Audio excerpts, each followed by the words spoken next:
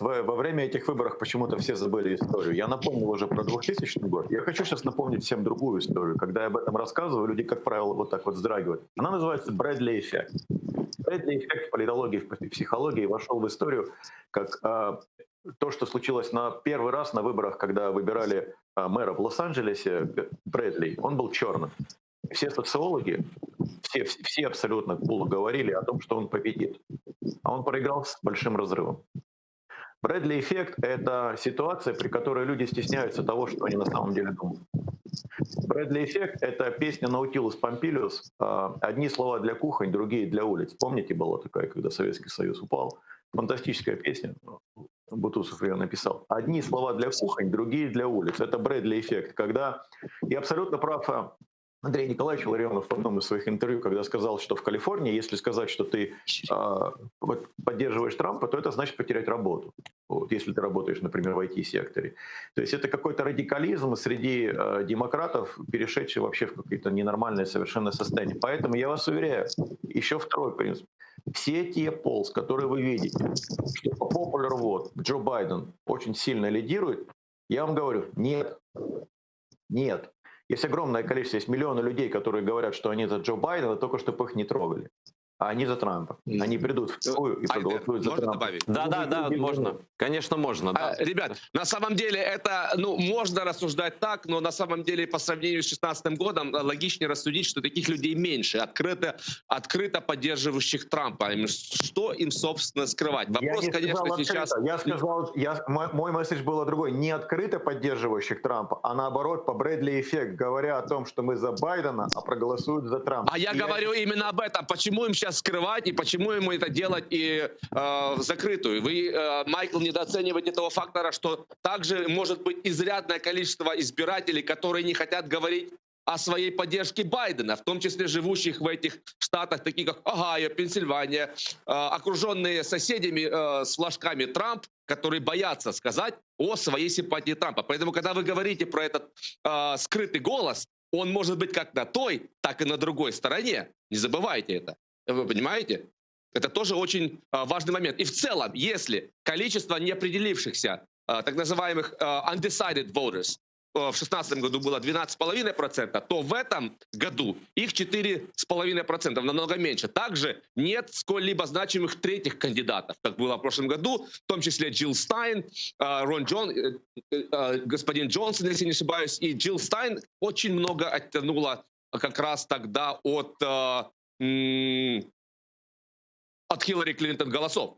Понимаете? Этого тоже меньше. Опять-таки, да, хочется слышать, я не скрываю, и вы, наверное, понимаете, на чьей, АДР точно знает, на чьей стороне мои симпатии, и можно себя как бы увещевать, уговаривать, этот фактор тоже присутствует, и, конечно же, полстеры тоже люди, и они тоже, наверное, подвержены собственным преференциям, да, но, опять-таки, когда мы сравниваем с 2016 году, есть действительно объективные причины видеть, что ситуация все-таки немного другая. Также не забывайте, что Дональд Трамп проигрывает на 25% меньше женщин за него проголосуют, чем за своего оппонента. То есть женщины, suburban women, женщины, живущие в пригородах, это очень важный сегмент, настроены резко против Трампа. А также пожилые люди, которые находятся в группе риска по ковиду. Все, что я говорю, это говорит о том, что давайте дождемся результатов и результатов радикализации. Я хочу сказать две вещи еще, о которых забыли все, кто кричит, что Байден победит. Одна из них — Defund Police, вторая — BLM. BLM — это угроза для Trump-supporters. BLM — это сила, которая тех, кто был за Трампа, но не голосовал, в этом году пойдет голосовать. Потому что BLM — это для них это то, что может отобрать у них последнюю надежду на возврат к нормальной жизни. Вспомните 16-й год. Забытые люди, да, это то, что Трамп как бы он апеллировал к забытым. А Defund Police, на мой взгляд, была самой большой катастрофой демократов за последние 20 лет. Вот те, кто придумали этот мувмент, давайте разгоним полицию, но вы получили всех полицейских Трампа, всех абсолютно. Абсолютно однозначно. Всех. Потому что для них что такое Defund Police? То есть демократы вдруг почему-то в какой-то момент решили, что если ты выглядишь self-мороник, но говоришь что-то против республиканцев, то это нормально. Я считаю, нам надо всем дождаться результатов. И я с вами, кстати, согласен, знаете где, Питер, что по Popular Vote, может быть, будет все не так красиво. И здесь я опять хочу напомнить о том, что совершенно неважно, 70 на 30 или 90 на 100 проголосует Калифорния. Она может проголосовать 100 на 0 и все равно получит 55 выборщиков. Игра идет Да. на других полях. Понятно. Поэтому вы сказали, что там будет 5 миллионов разрыв в сторону Байдена. Я удивлюсь, если это будет так. Удивлюсь Айдар? просто. Я не говорю, что будет, но я удивлюсь очень сильно.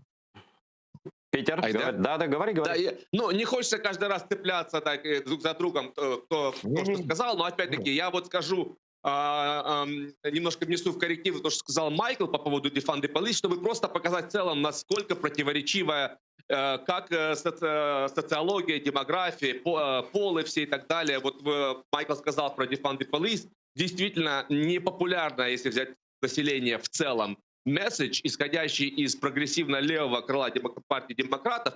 Но опять-таки понятно, что Трампу и компании нужно было притянуть туда и втянуть туда, в эту когорту, как Байдена, так и Харрис. Но, извините, Байден всегда был центристом. И, собственно, 20-30 лет назад, во время президентства Клинтона, на самом-то деле выступал за очень драконовские, что называется, законы, за ужесточение законов, в том числе тех законов, которые били по меньшинствам, в том числе афроамериканцев. А про Камалу Хэррис я вообще молчу. Камала Хэррис была очень жесткой прокуроршей в штате Калифорния, и долгое время демократы были не уверены, что это очень хороший кандидат именно, что касается поддержки афроамериканцев, которых она очень и очень с большим аппетитом сажала за решетку.